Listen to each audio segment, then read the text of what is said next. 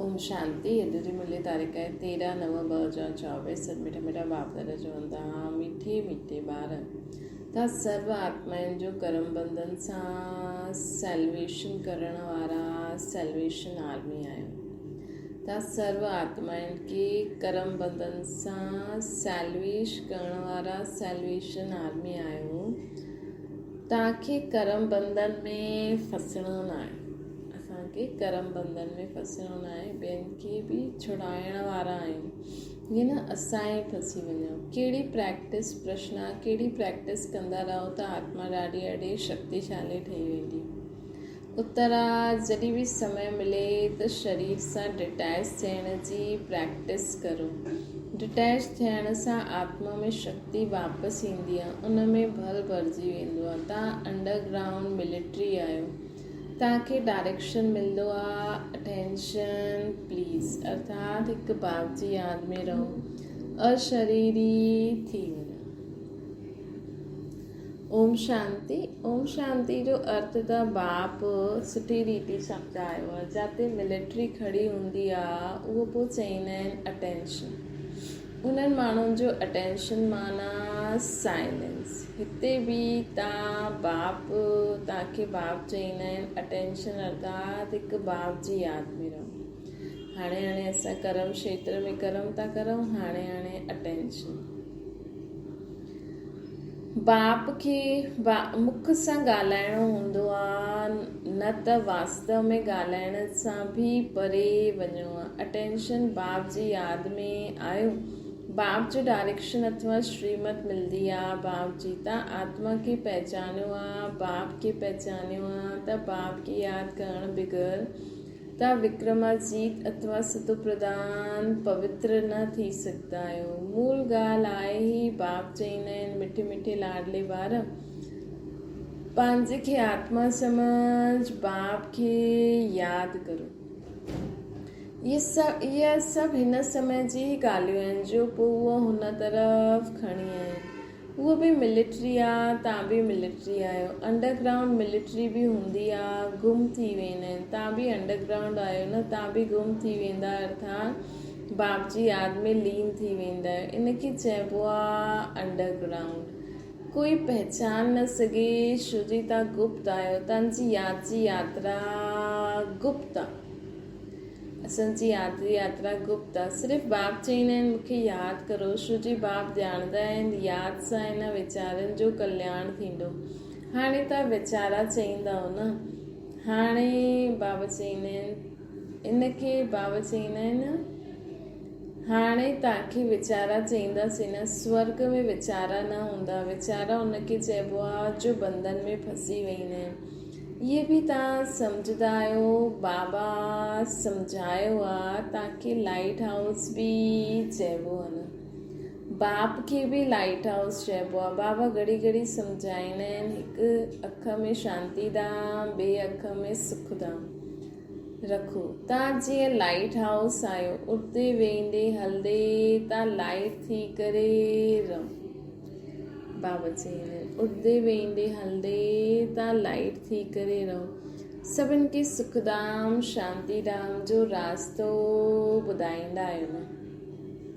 असां उठंदे वेंदे खाईंदे पीअंदे लाइट हाउस आहियूं। सभिनि खे शांतीधाम सुखधाम जो रास्तो ॿुधाईंदा आहियूं। हिन दुखधाम में सभिनि जी नैया अटकी पई आहे। तॾहिं त चईंदा आहिनि नैया मुंहिंजी पार लॻायो प्रभु। त हिन दुखधाम में नैया अटकी वई आहे, लॻायो। हे मुंहिंजी सभिनि जी नैया फसल आहे न, अर्थात जीवन रूपी नैया। हुनखे सैल्वेज केरु करे? उहो कोई सैल्वेशन आर्मी त आहे न। ईअं ई नाम रखी छॾियो अथनि। वास्तव में सैल्वेशन आर्मी त तव्हां आहियो जो हर हिक खे सैल्वेज कंदा आहियो। असां वास्तव में सैल्वेशन आर्मी त असां आहियूं जो हर हिक खे सैल्वेज कंदा आहियूं। सभु 5 विकारनि जी जंजीरनि में अटकी पिया आहिनि। हिन करे चईंदा आहिनि असांखे लिबरेट करो, सैल्वेज करो। त बाप चईंदा आहिनि हिन यादि जी यात्रा सां तव्हां पार थी वेंदव। बाबा चईंदा आहिनि हिन यादि जी यात्रा सां तव्हां पार थी वेंदव। हाणे त सभु फसल आहिनि न, बाप खे बागवान बि चइबो आहे। हिन समय जी ही सभु ॻाल्हियूं आहिनि। तव्हांखे फूल ठहिणो आहे। हाणे त सभु कांटा आहिनि, छो जो हिंसक आहे न। हाणे अहिंसक ठहिणो आहे, पावन ठहिणो आहे। जो धर्म स्थापन करण ईंदा आहिनि उहे त पवित्र आत्मायूं ई ईंदियूं आहिनि न, उहे त अपवित्र थी न सघनि। पहिरियों जॾहिं ईंदा आहिनि त पवित्र हुजण जे कारण उन जी आत्मा ऐं शरीर खे दुख मिली न सघे, छो जो उन्हनि ते कोई पाप न आहे।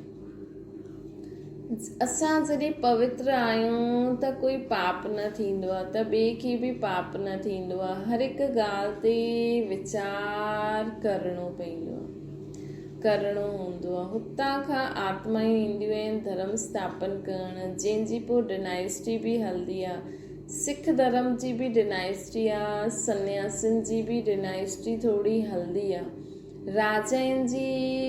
राजायूं थोरी ठहिया न, डिनाइस्टी हलंदी आहे लेकिन राजायूं थोरी ठहिया, जीअं लक्ष्मी नारायण हूंदा। सिख धर्म में महाराजा आदि आहिनि त उहे जॾहिं ईंदा आहिनि स्थापना करणु त उहा नई आत्मा ईंदी आहे। क्राइस्ट अची करे क्रिश्चन धर्म स्थापन कई, बौद्ध अची करे बौद्ध धर्म स्थापन कई, इब्राहिम अची करे इस्लामी धर्म स्थापना कई। सभिनि जी नाम सां राशि मिलंदी आहे, देवी देवता धर्म जो नाम ई न मिलंदो आहे। निराकार बाप ई अची करे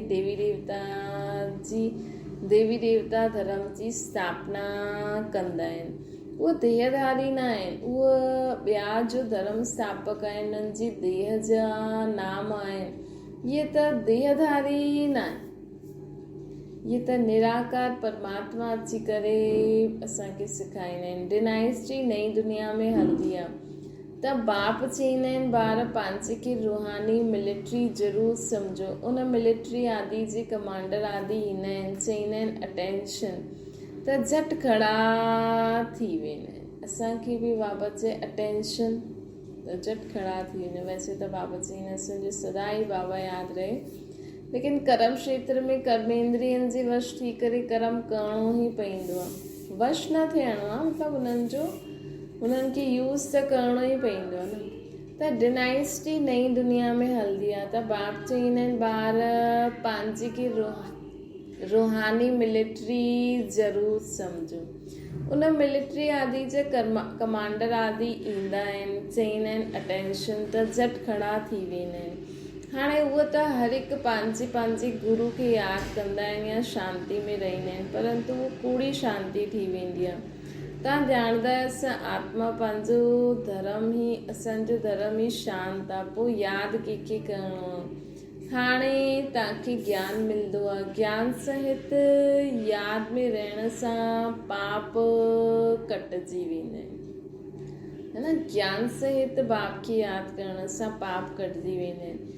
ये ज्ञान ॿियो कोई में न आहे। मनुष्य ये थोरी सम्झंदा आहिनि असां आत्मा शांत स्वरूप आहियूं, मनुष्य ये न सम्झंदा आहिनि। असांखे शरीर सां डिटैच थी वेहणो आहे। हिते तव्हांखे उहो बल मिलंदो आहे जंहिंसां तव्हां पंहिंजे खे आत्मा सम्झी बाप जी यादि में वेही सघंदा आहियो। बाप सम्झाईंदा आहिनि कीअं पंहिंजे खे आत्मा सम्झी डिटैच थी करे वेहणो। तव्हां ॼाणंदा आहियो असां आत्माउनि खे हाणे वापसि वञिणो आहे। असां हुतां जा रहण वारा आहियूं। एतिरा ॾींहं घर भुलिजी वियासीं, ॿियो कोई थोरी सम्झंदा आहिनि असांखे घर वञिणो आहे। पते त आत्मा त वापसि वञी न सघे, न कोई अहिड़ो सम्झाइण वारो आहे कि कंहिंखे यादि करो, है न। बाप सम्झाईंदा आहिनि यादि हिक खे ई करिणो आहे, ॿियो कंहिंखे यादि करण सां छा फ़ाइदो। सम्झो भक्ति मार्ग में शिव शिव चईंदा रहंदा आहिनि, मालूम त कंहिंखे आहे न कि हिन सां छा थींदो। शिव खे यादि करण सां पाप कटजंदा आहिनि, इहे कंहिंखे बि पतो न आहे। आवाज़ ॿुधाए में ॾींदी आहे, सो त ज़रूरु आवाज़ थींदो ई। इन्हनि सभिनि ॻाल्हियुनि सां कोई फ़ाइदो न आहे। बाबा त इन्हनि सभिनि गुरुअनि सां अनुभवी आहे। ब्रह्मा बाबा त हर हिकु 11 गुरू केॾा गुरू कया आहिनि। बाबा चईंदा आहिनि हे अर्जुन, इन्हनि सभिनि खे छॾो, बाबा चवंदा आहिनि हे अर्जुन इन्हनि सभिनि खे छॾो। सतगुरु मिलियो त इन्हनि सभिनि जी दरकार ई न आहे। सतगुरु तारंदो आहे। बाप चवंदा आहिनि मां तव्हांखे आसरी संसार सां पार वठी वेंदो आहे, विषय सागर सां पार वञिणो आहे। इहे सभु ॻाल्हियूं सम्झाइण जी आहिनि। मुंहिंजी त वैसे नाव हलाइण वारो हूंदो आहे, परंतु सम्झाइण लाइ इहे नाम पइजी वियो आहे। उनखे चइबो आहे प्राणेश्वर बाबा, अर्थात प्राणनि जो ध्यानु ॾियण वारा बाबा। उहो त अमर ठाहे ॾींदे, बाबा त असांखे अमर ठाहे ॾींदा आहिनि। मतिलबु प्राण आत्मा खे चइबो आहे। आत्मा निकिरी वेंदी आहे त चवंदा आहिनि प्राण निकिरी आहे, पोइ शरीर खे रखण बि न ॾींदा आहिनि, है न। आत्मा त शरीर बि तंदुरुस्त आहे, आत्मा बग़ैर त शरीर में बि बांस अची वेंदी आहे, पोइ उनखे रखी करे छा कंदा। जानवर बि ईअं न कंदा आहिनि। सिर्फ़ु हिकु बंदर आहे जो पंहिंजो मरल उहो ॿार मरी वेंदो आहे, बांस थी वेंदी आहे त बि हुन मुर्दे खे छॾंदो न आहे, लटकाए रहींदा आहिनि। उहो त जानवर आहिनि, तव्हां त मनुष्य आहियो न। शरीर छॾो त चईंदा जल्दी उनखे आत्मा शरीर छॾे त चईंदा जल्दी उनखे ॿाहिरि कढो। मनुष्य चईंदा स्वर्ग पधारियो। जॾहिं मुर्दे खे उठाईंदा आहिनि त पहिरों पेर शमशान तरफ़ कंदा आहिनि, पोइ जॾहिं हुते अंदरि घुसंदा आहिनि पूजा आदि करे सम्झंदा आहिनि हाणे इहे स्वर्ग थो वञे, त हुनखे फिराए करे मुंहुं शमशान तरफ़ करे ॾींदा आहिनि।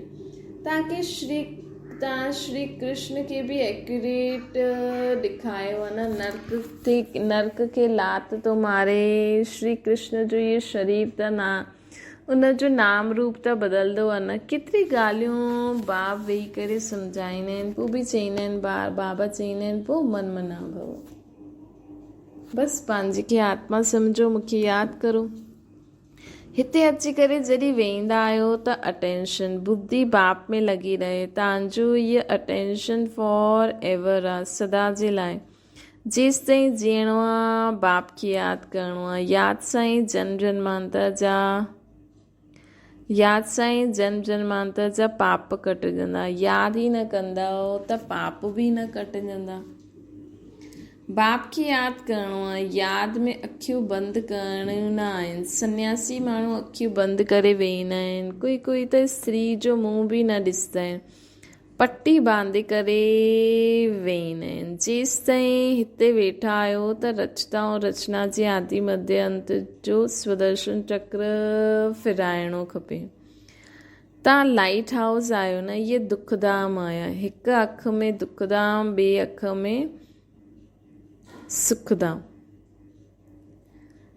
इहे दुखधाम आहे, लेकिन असांजी हिन में त लिखियलु आहे हिकु अख में दुखधाम, ॿिए अख में सुखधाम।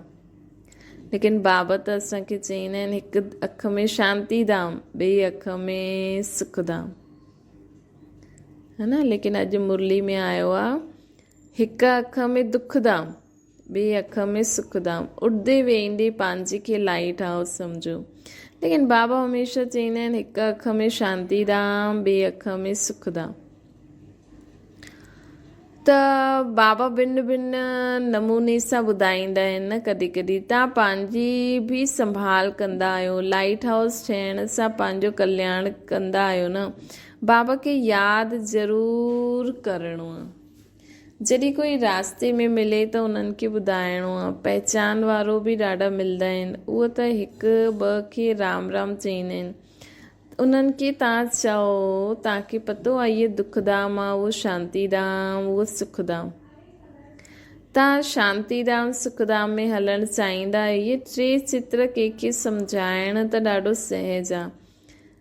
तव्हांखे इशारो ॾींदा आहिनि न। लाइट हाउस बि इशारो ॾींदो आहे। इहा नैया आहे जो रावण जी जेल में लटकी पई आहे। बाबा चवंदा आहिनि इहा नैया अर्थात जीवन रूपी नैया रावण जी जेल में लटकी पई आहे।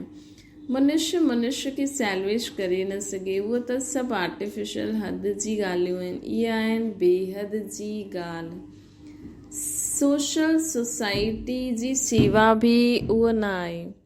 सोशल सोसाइटी जी सेवा बि उहा न आहे।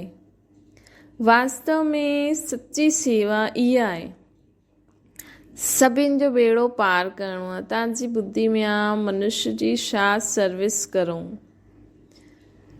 पहिरियों त चइणो आहे तव्हां गुरू कंदा आहियो मुक्ति धाम में वञण लाइ, बाप सां मिलण लाइ, परंतु कोई मिलंदो न आहे। मिलण जो रास्तो त बाबा ई ॿुधाईंदा आहिनि। उहे सम्झंदा आहिनि शास्त्र आदि पढ़ण सां भॻवानु मिलंदो आहे। दिलासे ते रहण सां बि आख़िरी कोई न कोई रूप में मिलंदो। उहे चवंदा आहिनि कि आख़िर कोई न कंहिं रूप में त बाबा मिलंदा न। कॾहिं मिलंदा, इहे बाप तव्हांखे सभु कुझु सम्झायो अथई। तव्हां चित्रनि में ॾेखारींदा आहियो, हिक खे यादि करो। जो बि धर्म स्थापक आहिनि उहे बि ईअं इशारो ॾींदा आहिनि। शिव जी तव्हां शिक्षा ॾिनी आहे त उहो बि ईअं इशारो ॾींदा आहिनि असांखां। बाबा खां हाणे अंत में वरसो वठी वेंदा त जॾहिं ईंदा त उहो बि ईअं ई इशारो कंदा, साहिब खे जपो, उहो ई सतगुरु आहे। बाक़ी त अनेक प्रकार जी शिक्षायूं ॾियण वारा आहिनि, हुननि खे चईंदासीं गुरु। अशरीरी ठहिण जी शिक्षा कोई ॼाणंदो न आहे। अशरीरी ठहिण जी शिक्षा कोई ॼाणंदो न आहे। तव्हां चईंदा शिव बाबा खे यादि करो। उहो माण्हू शिव जे मंदर में वेंदा आहिनि त हमेशह शिव खे बाबा चइण जी आदत पइजी वई आहे। ॿियो कंहिंखे बाबा न चईंदा, कृष्ण बाबा न चईंदा, है न, कृष्ण बाबा न चईंदा, शिव बाबा चईंदा। परंतु बाबा चईंदा आहिनि ॿियो कंहिंखे बाबा न चईंदा, परंतु उहो निराकार त न आहे, अशरीरी आहे। शिव त निराकार आहे न। उहो माण्हू शिव जे मंदर में वेंदा आहिनि त हमेशह शिव खे बाबा चइण जी आदत पइजी वई आहे। ॿियो कंहिंखे बाबा न चईंदा आहिनि, परंतु उहा निराकार त न आहे, अशरीरी आहे। शंकर शिव त निराकार आहे, सच्चो बाबा आहे। उहो त सभिनि जो बाबा थियो न। सभु आत्मायूं अशरीरी आहिनि। तव्हां हिते वेंदा आहियो त हिन धुन में वेठा आहियो। तव्हां ॼाणंदा आहियो कि असां कीअं फसल हुयासीं। हाणे बाबा अची करे रास्तो ॿुधाए अथई। बाक़ी सभु फसल आहिनि, छूटंदा ई न आहिनि। कई त छूटण ई न चाहींदा आहिनि। सजायूं खाई करे पोइ सभु छुटी वेंदा। तव्हां ॿारनि खे सम्झाईंदा रहंदा आहियो। मोछरो खाई करे थोरी मानी वठंदव। मोछरो ॾाढो खाईंदा त जो मोछरो ॾाढा खाईंदा त पद भ्रष्ट थी वेंदो। मानी अर्थात रोटी कम मिलंदी, थोरो मोछरो त मानी सुठी मिलंदी। इहा आहे कांटनि जो जंगल। सभु हिक ॿिए खे कांटो लॻाईंदा रहंदा आहिनि। स्वर्ग खे चइबो आहे गार्डन ऑफ अल्लाह। क्रिश्चन माण्हू बि चईंदा आहिनि पैराडाइज़ हुयो। कोई समय साक्षात्कार बि करे सघंदा आहिनि। थी सघंदो आहे हिते जे धर्म वारा हूंदा जो उहो पंहिंजे धर्म में अची सघंदा आहिनि। बाक़ी सिर्फ़ु ॾिठो त हिन सां छा, ॾिसण सां कोई वञी थोरी वेंदो आहे। जबकि बाप खे पहचाननि ऐं नॉलेज वठनि सभु त अची न सघंदा आहिनि। देवताऊं त ॾाढा थोरा हूंदा। हाणे एतिरा हिंदू आहिनि, असल में देवता हुया जो हाणे एतिरा हिंदू आहिनि उहे असल में देवता हुया। परंतु उहे त पावन हुया, इहे त पतित आहिनि। पतित खां देवता, पतित खे देवता चइणु शोभदो न आहे। इहे हिकु ई धर्म आहे। जंहिं धर्म भ्रष्ट कर्म भ्रष्ट चइबो आहे, जंहिंखे आदि सनातन हिंदू धर्म चई ॾींदा आहिनि। देवता धर्म जो कॉलम ई न रखंदा आहिनि। आदि सनातन हिंदू धर्म चई ॾींदा आहिनि। छो जो पतित आहिनि त देवता कहलाइण लाइक़ु न आहिनि। असां ॿारनि जो मोस्ट बिलवेड बाप आहिनि जो तव्हांखे छा खां छा ठाहे ॾींदा आहिनि। असांजो बाबा मोस्ट बिलवेड आहे। तव्हां सम्झाए सघंदा आहियो बाप कीअं ईंदा आहिनि। जबकि देवता आहिनि जा पैर बि पुराणे तमो प्रधान सृष्टि ते न ईंदा आहिनि त पोइ बाप कीअं ईंदा। जबकि देवता आहिनि जा पैर बि पुराणे तमो प्रधान सृष्टि ते न ईंदा आहिनि त बाप कीअं हिन सृष्टि ते अची सघंदा आहिनि। बाप त निराकार आहे, उन्हनि खे त पंहिंजो पाउ न आहे, हिन करे हिन में प्रवेश कंदा आहिनि। हाणे तव्हां ॿार ईश्वरीय दुनिया में वेठा आहियो, उहा आहिनि आसुरी दुनिया में, असां आहियूं ईश्वरीय दुनिया में। इहो ॾाढो नंढो संगम युग आहे। तव्हां सम्झंदा आहियो असां न दैवी संसार में आहियूं न आसुरी संसार में, असां ईश्वरीय जे संसार में आहियूं, असां ईश्वरीय संसार में आहियूं। बाप आहिनि असां सभिनि खे वठी वञण लाइ, असांखे घर वठी वञण लाइ। बाप चईंदा आहिनि उहो मुंहिंजो घर आहे, तव्हांजी ख़ातिरी मां पंहिंजे घर, तव्हांजे ख़ातिर मां पंहिंजो घर छॾे करे ईंदो आहियां। भारत सुखधाम ठही वेंदो आहे त पोइ मां थोरी ईंदो आहियां, मां विश्व जो मालिक न ठहींदो आहियां, तव्हांखे ठाहींदो आहियां। असां ब्रह्मांड जा मालिक आहियूं। ॾिसो बाबा चवनि था कि मां त ब्रह्मांड जो मालिक आहियां, ब्रह्मांड में सभु ईंदा आहिनि। हाणे बि हुते मालिक ठही वेठा आहिनि, ब्रह्मांड में त सभी उतां जा मालिक सभी आहिनि। हाणे बि ॾिसो हुते मालिक ठही वेठा आहिनि न, जंहिंखे बाक़ी अचिणो आहे, परंतु उहे अची करे विश्व जो मालिक न ठहींदा। हाणे बाबा हिते आहे त जो आत्मायूं मथे आहिनि उहे जीअं मालिक ठही वेठियूं आहिनि न। बाबा चईंदा आहिनि उहे जीअं ई सभु अची वेंदियूं त घर ख़ाली न रहंदो, त हाल फ़िलहाल परमधाम में उहो मालिक आहे। वैसे त सभी आहिनि जॾहिं हुते आहिनि, लेकिन हाणे त स्पेशली बाबा हिते आहिनि त जीअं उहा घर में मालिक वेठियूं आहिनि न, त बाबा चईंदा आहिनि लेकिन उहो विश्व जो मालिक न ठही सघंदियूं आहिनि। सम्झाईंदा त ॾाढो आहिनि, कोई स्टूडेंट सुठो हूंदो आहे त स्कॉलरशिप वठी वठंदा आहिनि। वंडर आहे हिते चईंदा बि आहिनि असां पवित्र ठहींदासीं, पोइ वञी करे पतित ठही वेंदा आहिनि।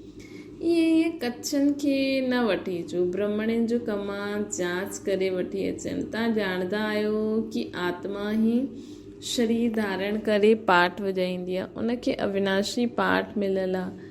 अच्छा मीठी मीठी सिक लदे ॿारनि प्रति माता पिता बाप दादा जो यादि प्यार ऐं गुड मॉर्निंग। रूहानी बाप जी असां सभिनि रूहानियुनि ॿारनि खे नमस्ते। असांजी बि रूहानी माता पिता बाप दादा खे यादि प्यार गुड मॉर्निंग ऐं नमस्ते। धारणा जे लाइ मुख्य सार लाइट हाउस सही ठही सभिनि खे शांतीधाम सुखधाम जो रास्तो ॿुधायो। सभिनि जी नैया खे दुखधाम सां कढण जी सेवा करणी आहे। पंहिंजो बि कल्याण करिणो आहे। ॿियो आहे पंहिंजी शांति स्वरूप स्थिति में स्थिति शरीर सां डिटैच थियण जो अभ्यास करिणो आहे। यादि में अखि खोले करे वेहणो, बुद्धि में रचता ऐं रचना जो सिमरण करिणो, अर्थात उन्हनि जे ज्ञान जो सिमरण करिणो। वरदाना पंहिंजे संकल्पनि खे शुद्ध ज्ञान स्वरूप शक्ति स्वरूप ठाहिण वारा संपूर्ण पवित्र ठहो। बाप समान ठहिण लाइ पवित्रता जो फाउंडेशन पक्को करो। बाप समान ठहिण लाइ असांखे प्योरिटी जो पवित्रता जो फाउंडेशन पक्को करिणो आहे। ख़ासि बाप समान ठहिण लाइ मुख्य कहिड़ो फाउंडेशन पक्को करिणो आहे? पवित्रता जो फाउंडेशन पक्को करिणो। फाउंडेशन में ब्रह्मचारी जो व्रत धारण करणु इहे त कॉमन ॻाल्हि आहे, सिर्फ़ु हिन में ख़ुशि न थियो। दृष्टि वृत्ति जी पवित्रता खे ॿियो बि अंडरलाइन करो। असांजी दृष्टि वृत्ति में पवित्रता जे लाइ ॿियो बि अंडरलाइन करो। और साथ साथ पंहिंजे संकल्पनि खे शुद्ध ज्ञान स्वरूप शक्ति स्वरूप ठाहींदा वञो। पंहिंजे संकल्पनि खे शुद्ध ज्ञान स्वरूप शक्ति स्वरूप ठाहींदा वञो। ज्ञान स्वरूप शक्ति स्वरूप ठाहींदा वञो। संकल्प में हाणे ॾाढा कमज़ोरी आहे। बाबा चवनि था हिन कमज़ोरी खे बि समाप्त करो, तॾहिं चईंदासीं संपूर्ण पवित्र आत्मा। त हिन कमज़ोरी खे संकल्पन में जो कमज़ोरी आहे न हुनखे बि समाप्त करो। परफेक्ट ब्रह्मचारी में सभु अची वियो, संकल्प बोल कर्म कंप्लीट प्योर हुजणो खपे, तॾहिं चईंदासीं संपूर्ण पवित्र आत्मा। स्लोगन आहे दृष्टि में सभिनि जे प्रति रहम ऐं शुभ भावना हुजे त अभिमान व अपमान जो अंश बि न रही सघंदो आहे। असांजी दृष्टि में सभिनि जे प्रति रहम ऐं शुभ भावना हुजे, असांजी दृष्टि में सर्व जे प्रति रहम ऐं शुभ भावना हुजे त अभिमान व अपमान जो अंश न अची सघंदो आहे। जॾहिं सभिनि ते रहम कंदासीं, दया कंदासीं, सुठो कंदासीं त कॾहिं बि असांखे कोई इंसल्ट करे या असांजे अॻियां कोई नंढो हुजे, ग़रीब हुजे, कोई बुरे स्वभाव संस्कार वारो हुजे, लेकिन अगरि असां में रहम भाव, क्षमा भाव, दया भाव हूंदो त असां कॾहिं बि उन्हनि जो अपमान न कंदासीं, न ही उन्हनि जो अपमान ख़ुदि हैवी डोज में खणंदासीं। चलो ठीकु आहे, इन जा बि स्वभाव संस्कार ठीक थी वञनि, असां ईअं चईंदासीं, है न। त कॾहिं बि असांखे अभिमान बि न ईंदो ऐं अपमान जी फीलिंग बि न ईंदी, कॾहिं जॾहिं असां में रहम भाव ऐं शुभ भावना हूंदो। अच्छा, ओम शांति। बाबा खे यादि करो।